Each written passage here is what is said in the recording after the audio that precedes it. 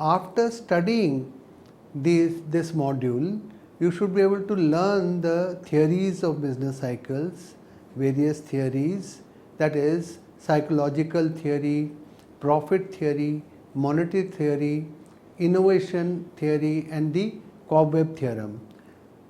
You would also know about the multiplier accelerator principle and theories given by Samuelson and Hicks.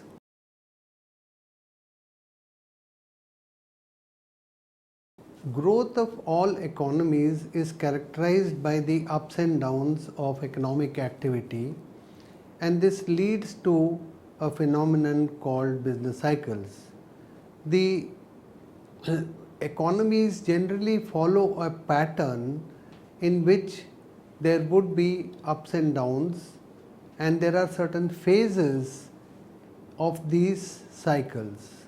The business cycles are normally found within the economy, and they are prompted by internal factors, and such business cycles are known as endogenous. Sometimes the stimulus for such business cycles comes from outside. There could be events such as war, and such business cycles are exogenous. There are different theories about business cycles, and there are different approaches which attempt to explain such observed fluctuations. Any given theory concentrates on the modeling of these common patterns. They basically study the empirical fluctuations and try to isolate the factors or the determinants behind such cyclical movements.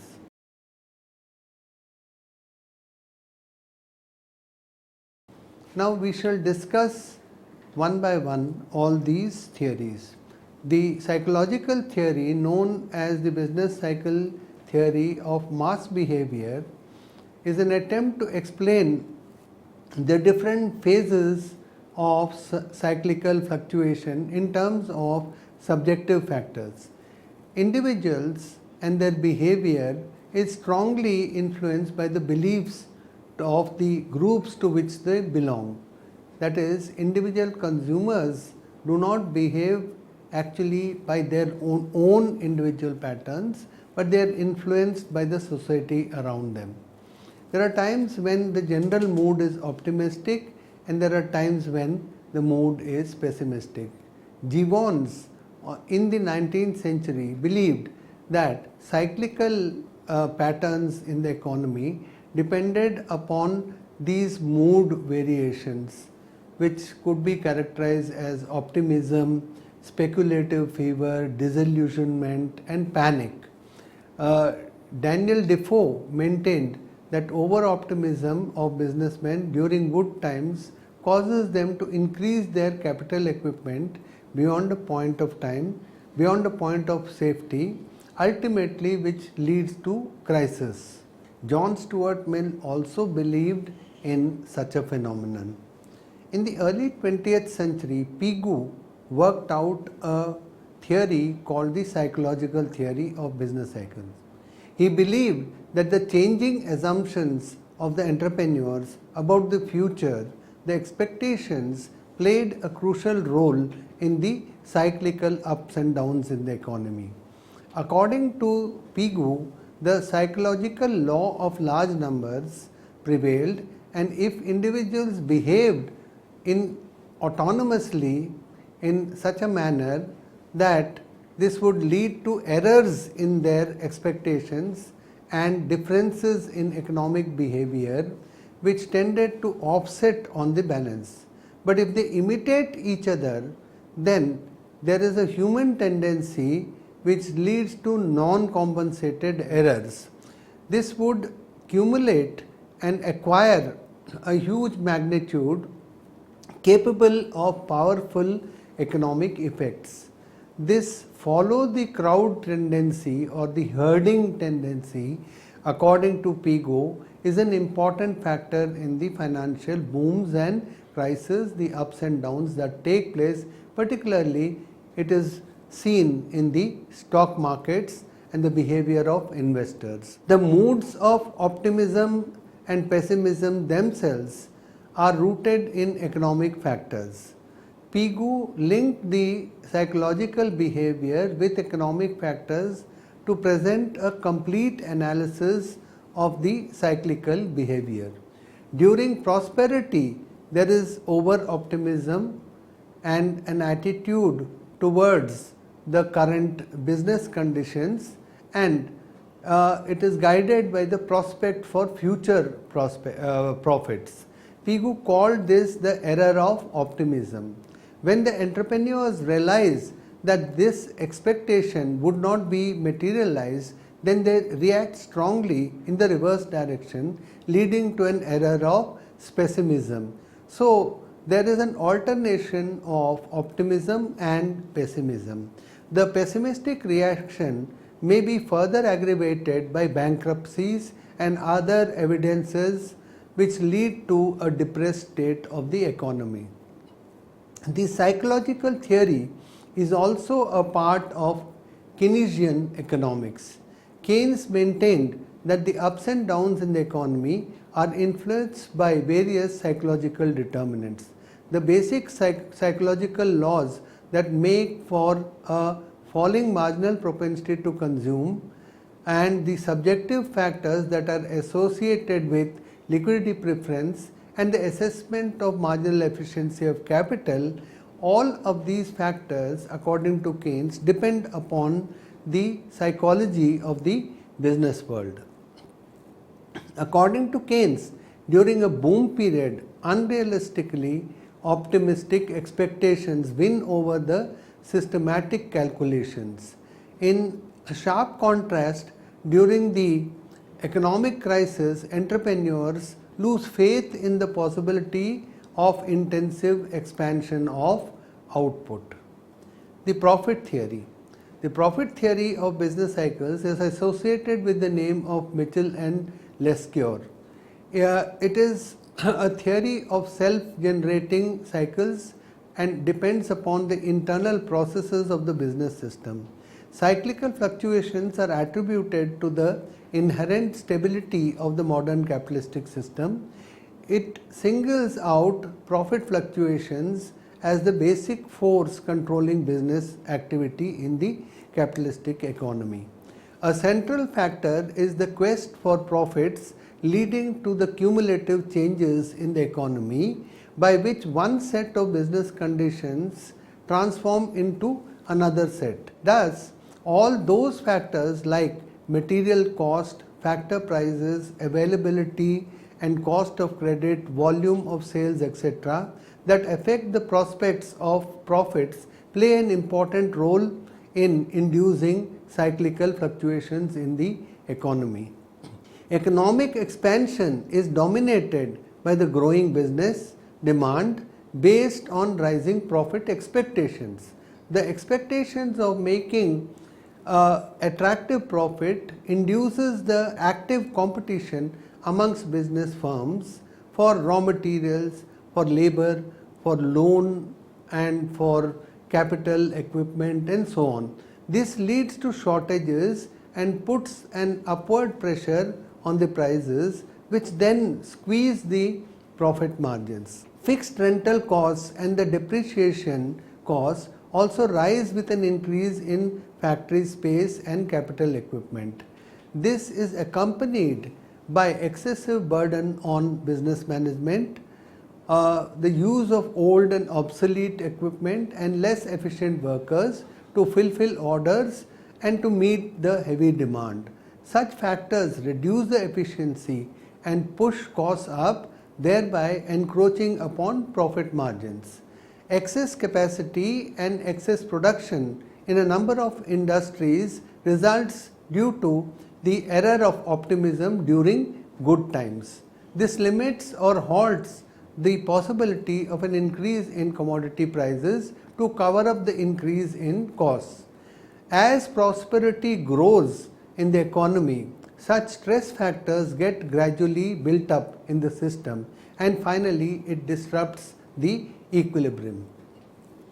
As profits grow, the business expansion is as the growth of profit diminishes, the business expansion is halted, and cost cutting measures, that is layoffs, reduced hours of employment and lower salaries, etc., set in, and this becomes the dominant mode.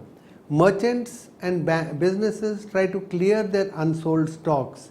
There is no inducement to invest due to the idle capacity and piling up of stocks. Production units also defer their investment plans in expectation of a fall in the cost in obtaining funds in the future. Once the downturn has started, the cumulative pressure drives the economy down to the depression from where the revival would start, but immediately the economy is down in the dumps. Under the pressure of depressed situation, material and interest costs are reduced, accumulated stocks are gradually used up, and the investment seeking funds are growing. This is accompanied by a continuous growth in the population, development of new tastes amongst consumers and the like. Such factors improve productivity and increase profit expectations. An improved outlook for profit begets a revival of economic activity, and the recovery of the economy firms up, and step by step the capital spending and hiring of labor also increases. Increase in the prices in different segments of the economy, the wholesale or retail segment, occurs with a lag and with varying degrees of sensitivity. An increased sale in the commodity prices raises profits, and the cumulative process is once again started, taking the economy to new heights of prosperity. This process is known as the stage of recovery. In this stage, after this stage, the prices of materials and factor inputs increase, putting a pressure on profits, thus leading to a cyclical movement, and this cycle goes on repeating. There is prosperity, there is a downturn, there is recession, there is depression, once again there is revival, and again there is prosperity. So this cycle continues. Monetary theory.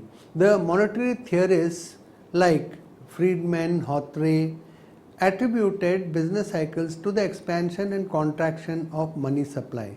For them, business cycles were a nominal or a monetary phenomenon. Changes in the money supply lead to the fluctuations in business and output. An increase in the money supply leads to an upswing and a boom along with inflationary conditions, while a contraction in money supply leads to the downside and it leads to recessionary conditions. In a wider sense, the group of theorists like Robertson, who contended that the initial impulse may come from other factors, but money supply changes due to actually it changes the picture in an important way, and it also includes such theories are also included in the monetary approach. Now let us consider the quantity theory of money. If we consider the Cambridge equation, K is M, which is the money supply, is equal to K multiplied by Y, where M is the real cash balance, K is a positive constant which is known as the reciprocal of the velocity of circulation of money, Y is the nominal income. This equation is based on the modern approach of monetary instability. Here we must note that the velocity of circulation of money in this case is known as the income velocity of circulation of money. Credit is inherently unstable. Left to itself, it would fluctuate widely in the economy, and for some reason there occurs an increase in the gap between the profit rate and the interest rate in the economy, and this may result in lowered interest rate consequent upon an increase in the money supply or due to some positive changes in the real sector that increases profits. This widening gap leads to an increase in the demand for inventories and subsequently for bank credit and money supply in the economy. More purchasing power in the hands of the people leads to greater demand and further increase in the demand for inventories increase, and in credit the increase in production and employment generation and incomes, and also further increase in demand and so on. The increasing demand further puts an upward pressure on the prices of commodities. Prices increase such that there is no fall in the cost of production. If the cost of production declines, prices do not fall proportionately or stay at the same level. This is relative inflation. Whether it is about absolute or relative inflation, the profit margins increase and the gap between profit and interest rates widen. According to Laidler, this process will be interrupted due to a drain on the currency from the banks as expenditure of the public increases. When banks realize that their currency component is falling, they would start increasing the rate of interest. Market interest rate will exceed the natural rate of interest. The restricted credit policy and high interest rates discourage new investment, leading to a downswing. The output and income falls, demand falls, investment falls further, and cash starts flowing back to the bank. Wages are rigid and fall with a lag. The process continues till money supply is in line with production. But as soon as the cash reserves with banks improve, again the banks start to use credit liberally and the revival process starts. This takes the economy onto the path towards expansion and ultimately to the boom. Instead of a new equilibrium being reached at the higher level of income, no equilibrium is reached and the economy continuously remains in a state of oscillation or disequilibrium. Hawthorne believed that the rescue lies with the banks only by the effective use of lending rates to control the boom and the recessions in the economy. Any government expenditure would be ineffective and will only lead to crowding out of private investment. Now let us consider the innovation theory. Economists such as Schumpeter and Robertson considered business cycles to be a part of the technological and other innovation processes that take place in the economy. Innovations primarily consist of major changes in the methods of production and or transportation, changes in the industrial organization, or in the production of new variants of commodities, or the creation of a new commodity, opening up of new markets, or the discovery of new sources of raw materials. In industrial history, the world's most significant booms have been characterized by the revolutionary changes in the form of innovations such as railways. For instance, in the 40s, the steel in the 80s, and electricity in the 90s. The uptrend takes place in the economy. It is carried out through such innovations. The implementations lead to an immediate increase in demand for construction and investment goods. The pioneering firm enjoys a sort of monopoly profit for some time. The duration of the uptrend depends upon the gestation period of the new investment. Overinvestment often results as the firms race to reap high profits. The resulting increase in output and employment are further carried forward due to an increase in incomes, demand, and so on. After a while, too many entrepreneurs copy the innovations of the pioneering firm. The competitive behavior forces profits to go down. Robertson mentions that the rising cost and inefficiencies would eventually creep in. These factors, combined with under savings and unequal income distribution during a boom period, lead to a fall in the investment output and depression begins. The market or the unprofitable firms that are gradually wiped out from the market, and this leads to a business sentiment which is adversely affected. A new innovation will create the foundation for another boom, so one need not worry about such phases of depression.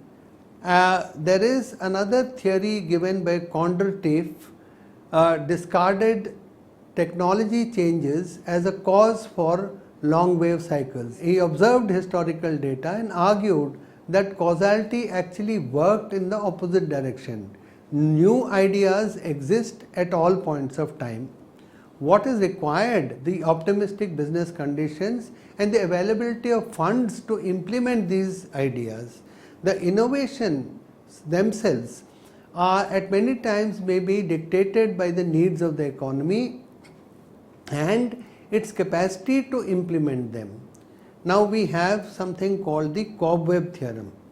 A Cobweb theorem is based on the notion of there being adjustments in the lags of production and consequent upon the changes in the price. Such lags are the result of the intrinsic time gap between production decisions and the supply of output. It marks a sharp break away from the earlier static analysis of price and quantity, and fluctuations in the economy were earlier presumed to be instantaneously adjusted. The emphasis is on the importance of the dynamic adjustment process. The idea was initially applied to the cases of agricultural cycles in the early 19th century. In the agricultural sector, output fluctuations due to vagaries of the monsoon was a common feature. The resulting price fluctuations further led to the fluctuations in supply for the subsequent period, which is based on the observed price of the current year, and this is a continuous process which acts with a lag. Thus, the continuing movement of the production and prices is witnessed in the agricultural sector. The amplitude and the pattern of these fluctuations would depend upon the relative elasticities of demand and supply. The concept of lagged output response to the price changes under competitive market conditions later provided the basis for these business cycles in the non-agricultural sectors as well. The first systematic explanation of such a self-perpetuating cycle came from the 20th century from the independent researchers, that is Jan Tinbergen and others. Schultz also was one of these economists. Schultz looked at these types of cyclical fluctuations as arising from the introduction of time lags in the adjustment process, and three types of fluctuations have been explained under this theory: convergent oscillation, divergent oscillation and perpetual oscillation. These primarily result from the differing relative elasticities of demand and supply of a commodity. A pattern of convergent oscillation results if the supply is relatively less elastic than demand. The adjustment of price and quantity occurs in such a manner that each fluctuation is smaller than the preceding one. There is a tendency to approach the equilibrium position. As you would be able to see that this is leads to the constant interaction of demand and supply leads to a fluctuating pattern. In a given initial price of P1, the producer will supply an amount of OQ2, and in the next time period at price P1, this results in an excess supply of amount AB, which puts a downward pressure on the price. Given the demand curve D, the consumer are ready to purchase this amount only at a lower price, which is P2. Taking the price as P2 as given, the producers will produce an amount of OQ3 in the subsequent period. Excess demand at this price pushes the price up to P3, which becomes the base for the next period for quantity. As it can be seen in the figure, the oscillations are dampening.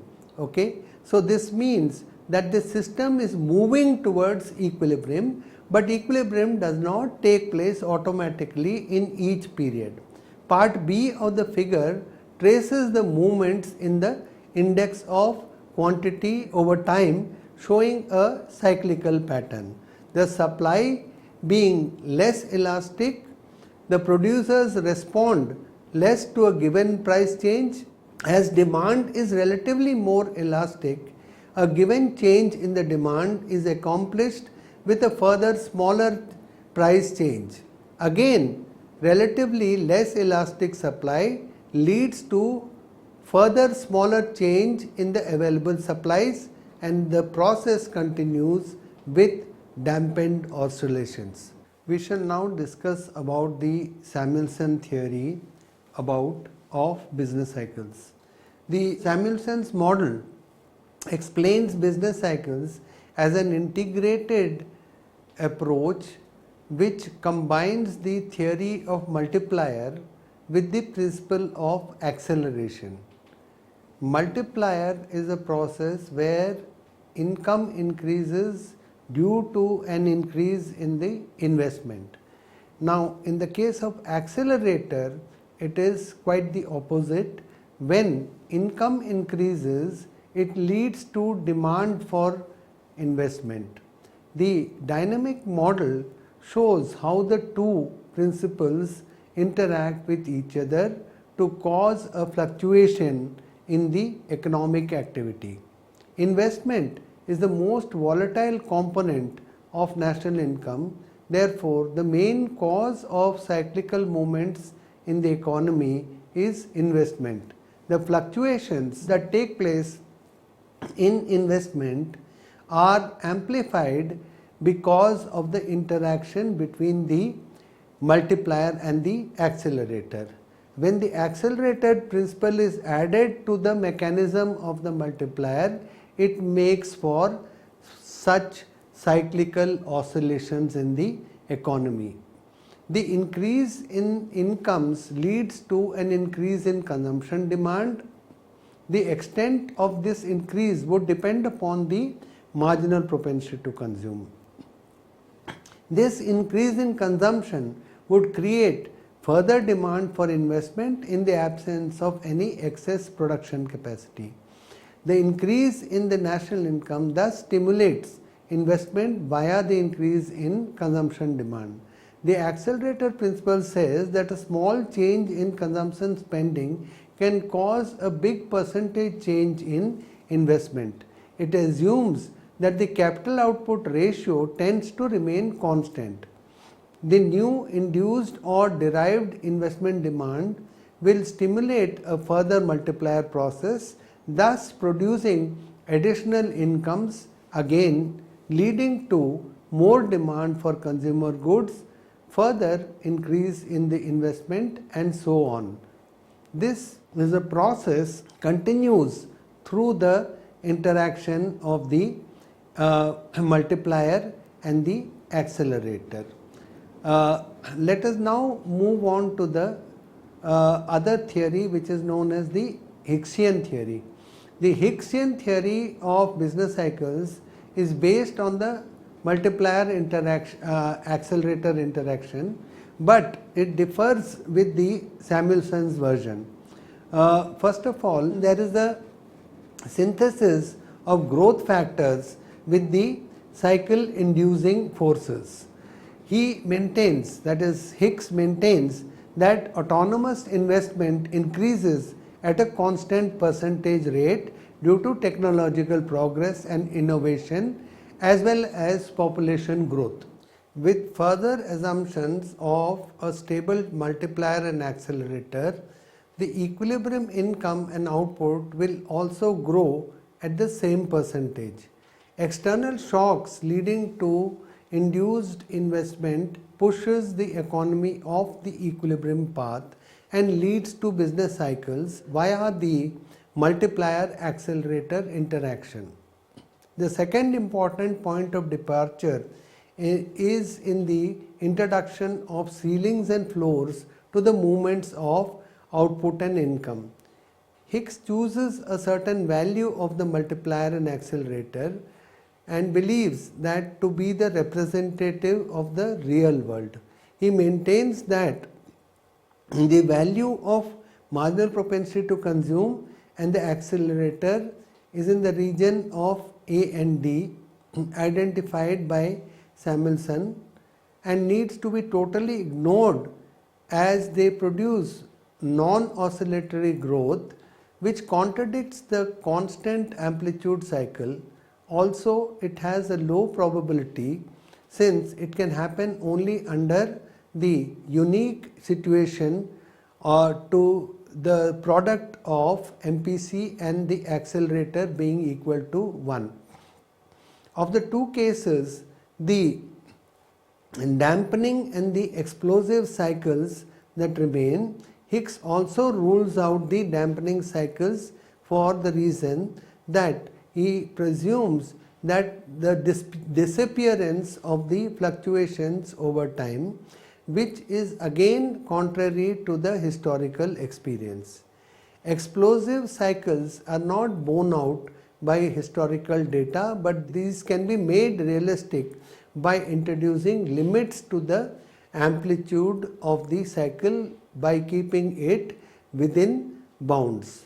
Thus, the upswing of a cycle stops when it meets the upper limit and the downswing stops at the lower limit, resulting in a continuous cyclical movement with an overall upward trend, a pattern corresponding to those which are found in history. To start with, the economy is at a point along the equilibrium path. Now suppose an invention takes place leading to an outburst of induced investment. The working of the multiplier accelerator explains a big divergence that takes place, and it takes the economy to a point where it hits the ceiling. It may crawl along the ceiling for a while, and ultimately there would be a lag in the output and the induced investment. At this point, the accelerator ceases to operate and the multiplier in itself is inadequate to sustain an increase in the output. Income starts to fall, induced investment also declines, and the accelerator principle undergoes a transformation and the accelerator starts to work in the reverse direction.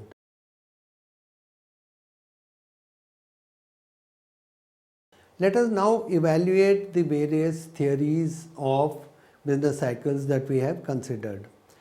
Business cycle is a complex phenomenon that depends on a mix of monetary and non-monetary factors. It cannot be attributed solely either to psychological factors or to technological innovation or to supply lags or to profit or money supply fluctuations.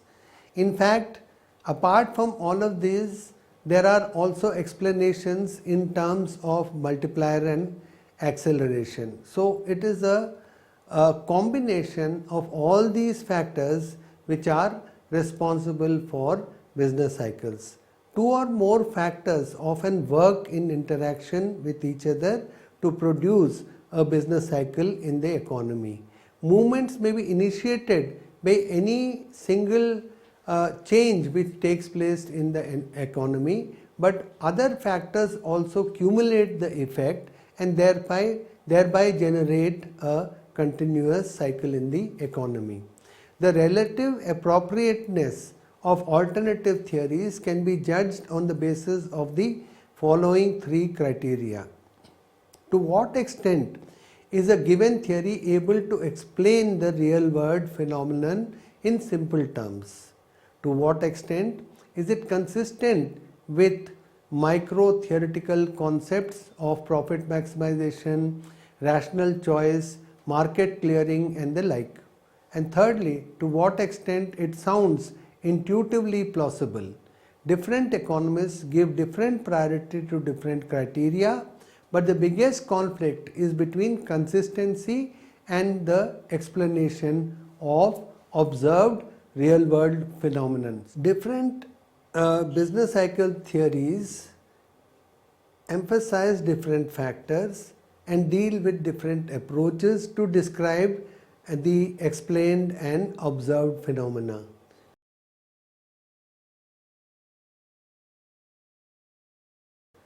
So let us summarize. The psychological theory is a theory of mass behavior and explains cyclical fluctuations in terms of subjective factors or human optimism and pessimism. The profit theory is a theory of self-generating cycles resulting from the inherent stability of the modern capitalist system arising out of profit fluctuations, the inherent instability. Under the monetary approach, it is the changes in the money supply that lead to fluctuations in output and business activity. Innovations theory considers business cycles to be a result of technological and other innovations that take place in the economy. The Cobweb theorem emphasizes the dynamic adjustment process and attributes cyclical movements to adjustments in the lags in production consequent upon the changes in prices. Samuelson's approach is a dynamic approach, and Samuelson integrates the theory of multiplier with the accelerator principle and shows how the interaction between the two leads to fluctuations in economic activity. Hicks' theory is also based on the multiplier accelerator principle, but it incorporates the growth factor and also introduces ceilings and floors to the cyclical movement.